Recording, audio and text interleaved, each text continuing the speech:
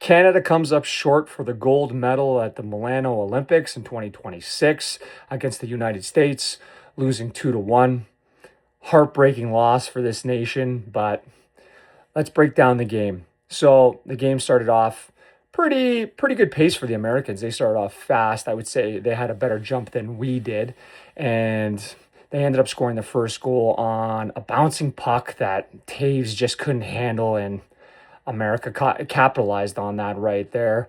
And we were down and we had to fight our way back. You use a lot of energy when you're trailing from behind. However, we did tie it up, and then the game got interesting.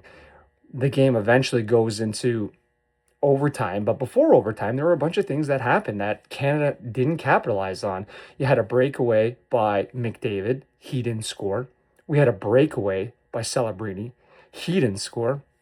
We had a 5-on-3, we didn't score. Then it goes down to a 5-on-4, we didn't score. You need to take advantage of those things to win hockey games. Not scoring on a two-man advantage, that really hurts. Now, let's give credit where credit is due. The American penalty kill was outstanding. Their defenseman and goaltending was outstanding.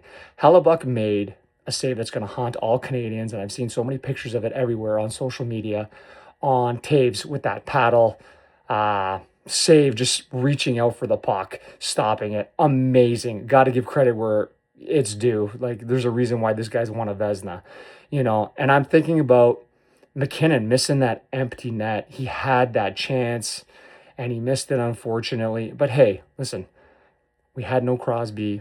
We had no Morrissey. Okay, you know what? We can't make no excuses as Canadians. We lost fair and square. Like, fair and square. Their goaltending came up huge. I had a great conversation with a friend where he felt that they won because of Hellebuck. I do feel that Hellebuck gave them the I guess he did kind of win it for him, but at the same token, I felt like Canada missed so many opportunities with those breakaways, the empty net. Like, we had our chances and we badly outshot the States. But you know what? Instead of sitting here and whining and saying this or that, like, I've heard people talk about, like, oh, the too many men on ice. Yes, there was a point in the game where the States had like 7 or 8 players on a bad line change, but guess what? It doesn't matter. We weren't doing anything on the power play anyways. You could say, what if? Well, maybe. I don't know. You know what I mean? I'm not going to live in hypotheticals.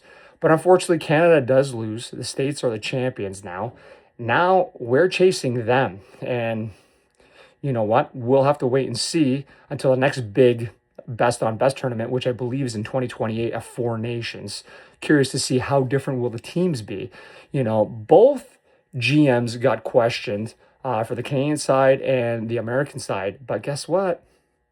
Those two teams made the final, so they obviously drew up great teams. And I would say Bill Guerin took even more heat for not taking certain players, but who's laughing now? He won a gold medal. So I'm going to cut this video short because it is depressing that Canada did lose. But hey, we should be proud of our boys. You know what? They're still coming home with a silver medal. Yes, we would like a gold, but well done, Canada. All right.